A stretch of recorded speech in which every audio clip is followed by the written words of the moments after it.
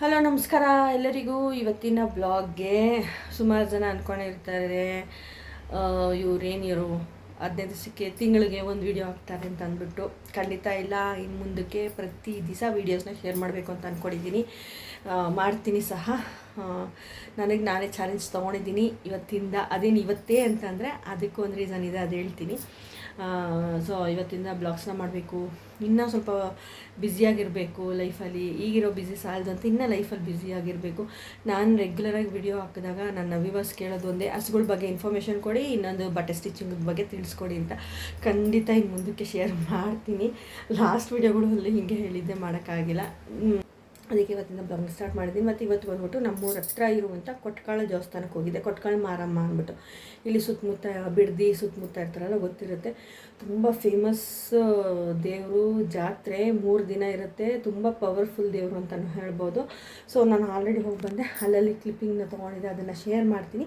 ಇವತ್ತಿನ ಬ್ಲಾಗ್ ಹೇಗೆ ಹೋಗುತ್ತೆ ಅನ್ನೋದು ಕಂಪ್ಲೀಟಾಗಿ ಶೇರ್ ಮಾಡ್ತೀನಿ. ಓಕೆನಾ? ಸಪೋರ್ಟ್ ಮಾಡಿ, ಎಲ್ಲೂ ಸ್ಕಿಪ್ ಮಾಡಬೇಡಿ ನನ್ನ ವೀಡಿಯೋನ. ಮತ್ತು ಹಾಗೆ ತಿಳಿಸಿ ಸೊ ಯಾವ ಥರ ವೀಡಿಯೋಸ್ ನಿಮಗೆ ಬೇಕು. ಕುಕ್ಕಿಂಗ್ ವೀಡಿಯೋಸ್ ಬೇಕಾ, ಇಲ್ಲ ಹಸುಗಳ ಬಗ್ಗೆ ವೀಡಿಯೋಸ್ ಬೇಕಾ, ಸ್ಟಿಚಿಂಗ್ ಬಗ್ಗೆನೇ ಜಾಸ್ತಿ ವೀಡಿಯೋಸ್ ಬೇಕಾ, ಸೊ ತಿಳಿಸಿ. ಖಂಡಿತ ಶೇರ್ ಮಾಡ್ತೀನಿ ಅಂತ ಕೇಳ್ಕೊತ ಸೊ ಇವತ್ತಿನ ಬ್ಲಾಗಿಗೆ ಹೋಗುತ್ತೆ ಅಂತ ಕಂಪ್ಲೀಟಾಗಿ ಶೇರ್ ಮಾಡ್ತೀನಿ. ಸೊ ಫ್ರೆಂಡ್ಸ್, ಇವತ್ತು ಜಾತ್ರೆಯಲ್ಲಿ ಬಳೆ ಹಾಕ್ಸ್ಕೊಂಬಂದೆ.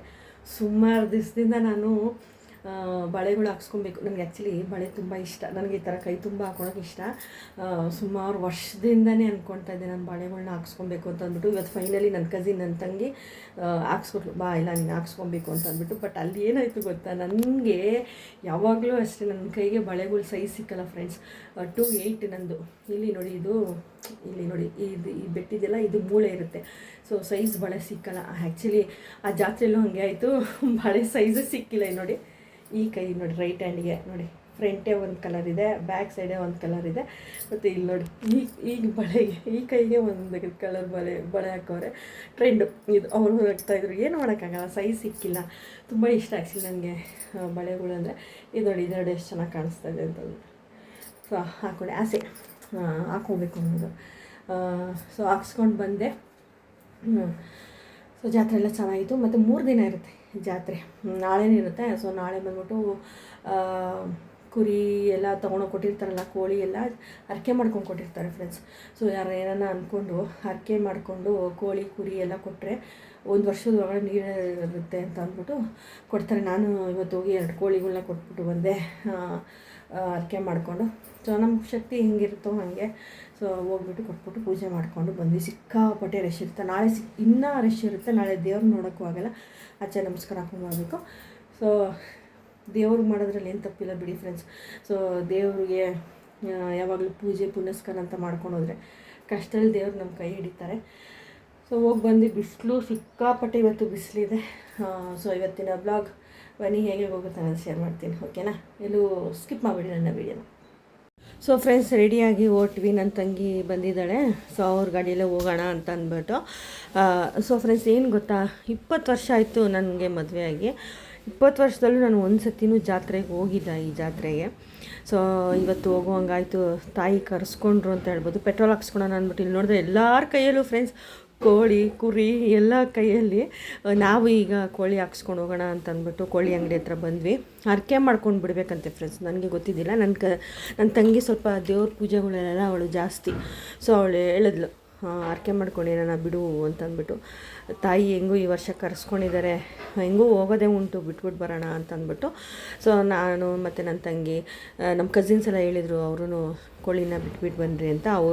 ಅವ್ರು ಎತ್ಕೊಂಡು ಮುಂದೆ ಹೋಗ್ತಾಯಿದ್ದಾರೆ. ನಾನು ಇಲ್ಲಿ ಬ್ಯಾಗಲ್ಲಿ ಒಂದು 4 ಕೋಳಿಗಳ್ನ ಹಾಕ್ಕೊಂಡು ಹೋಗ್ತಾಯಿದ್ದೀನಿ. ಎಲ್ಲರ ಕೈಯಲ್ಲೂ ಕುರಿ ಕೋಳಿ ಎಲ್ಲ. ಇದು ನಾಳೆ ಊಟಕ್ಕೆ ಹಾಕಿದ್ದಾರೆ. ಇದೆಲ್ಲ ಲೈನಲ್ಲಿ ನಿಂತ್ಕೊಂಡು ಹೋಗಿ ಊಟ ಇಸ್ಕೊಳೋದಕ್ಕಂತ ಎಲ್ಲ ಅರೇಂಜ್ ಮಾಡ್ತಾಯಿದ್ರು. ಹೆಂಗೆ ಮೇಂಟೈನ್ ಮಾಡ್ತಾರೆ ಅಂತಲೇ ಗೊತ್ತಿಲ್ಲ ಫ್ರೆಂಡ್ಸ್. ತುಂಬ ಚೆನ್ನಾಗಿರುತ್ತೆ ಮತ್ತು ತುಂಬ ಪವರ್ಫುಲ್ ದೇವರು ಅಂತಲೂ ಹೇಳ್ಬೋದು. ನಮ್ಮ ಸುತ್ತಮುತ್ತ ಬಿಡದಿಯಲ್ಲಿ ಇರ್ತಾರಲ್ಲ, ಅವ್ರಿಗೆ ಗೊತ್ತಿರ್ತದೆ ಇದು ಈ ದೇವಸ್ಥಾನ ಬಗ್ಗೆ ಎಲ್ಲ ಅಂತ ಹೇಳ್ಬೋದು.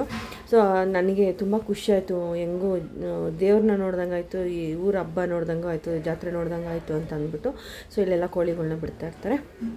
ಇಲ್ಲೆಲ್ಲ ಪೆಂಡಲ್ಲು ಎಲ್ಲ ಹಾಕಿದ್ರು ಊಟಕ್ಕೆ. ಇದು ನೋಡಿ, ಇದೇ ರೋಡಲ್ಲಿ ನಾವು ಕಬ್ಬಳಿಗೆ ಹೋಗುವಂಥ ರೋಡಿದು. ಕೊಟ್ಕಾಳು ಬಿಟ್ಟರೆ ನೆಕ್ಸ್ಟು ಕಬ್ಬಳಿಗೆ ಹೋಗುವಂಥ ರೋಡು ನೋಡಿ. ಮತ್ತು ಇದೆಲ್ಲ ಜಾಸ್ತಿ ವೀಡಿಯೋ ಮಾಡೋಕ್ಕೆ ಬಿಟ್ಟಿಲ್ಲ. ಇಲ್ಲಿ ಎಲ್ಲ ನಮ್ಮ ಸುತ್ತಮುತ್ತ ಹಳ್ಳಿಯವರೆಲ್ವಾ ಫ್ರೆಂಡ್ಸ್, ಎಲ್ಲ ಅರ್ಕೆಗಳು ಮಾಡ್ಕೊಂಡಿರ್ತಾರೆ. 2 ಕಿಲೋಮೀಟರ್ಸ್ ಹಿಂದೆ ಹೋಗಿ ನಾವು ಕೋಳಿಗಳ್ನ ಬಿಡಬೇಕು. ಇಲ್ಲಿ ದೇವಸ್ಥಾನದ ಹತ್ರ ಕುರಿಗಳ್ನ ಇಲ್ಲೆಲ್ಲ ಕರ್ಕೊಬಂದು ಕುರಿಗಳ್ನೆಲ್ಲ ಬಿಡ್ತಾಯಿದ್ರು. ನಾವು ಎಲ್ಲ ನೋಡಿಕೊಂಡು ಕ್ಯೂವಲ್ಲಿ ನಿಂತಿದ್ವಿ ದರ್ಶನಕ್ಕೆ. ಸಿಕ್ಕಾಪಟ್ಟೆ ಬಿಸಿಲಿತ್ತು ಫ್ರೆಂಡ್ಸ್. ಅಪ್ಪ ಯಾವಾಗ ಹೊರಗಡೆ ದರ್ಶನ ಮಾಡ್ಕೊಂಬರ್ತೀವೋ ಅಂತ ಅನಿಸ್ಬಿಡ್ತು. ಇವತ್ತು ಇಷ್ಟೊಂದು ಬಿಸಿಲಿದ್ದಿದ್ದು. ಸೊ ಫೈನಲಿ ದೇವಸ್ಥಾನದ ಹೊರಗಡೆ ಹೋಗಿ ನಾವು ದರ್ಶನ ಮಾಡಿಕೊಂಡು ಬಂದ್ವಿ. ನನಗೆ ಒಂದು ಫೀಲ್ ಆಗೋದು, ಅಯ್ಯೋ ದೇವ್ರ ಫೋಟೋ ತೊಗೊಳಕ್ಕೆ ಇಲ್ವಲ್ಲ ಅಂತ ಅಂದ್ಬಿಟ್ಟು. ಪಾಪ ಅಲ್ಲಿ ಯಾರೋ ಒಬ್ಬರು ಪೊಲೀಸವರು ಕೊಡಮ್ಮ ತಕ್ಕೊಡ್ತೀನಿ ಅಂತಂದರು. ಖುಷಿ ಆಗೋಯ್ತು. ಸೊ ಫೋಟೋ ತೊಗೊಂಬಂದ್ವಿ. ಲಾಸ್ಟಲ್ಲಿ ಇಲ್ಲಿ ಪಿಕ್ನ ಆ್ಯಡ್ ಮಾಡ್ತೀನಿ, ನೀವು ನೋಡ್ಬೋದು.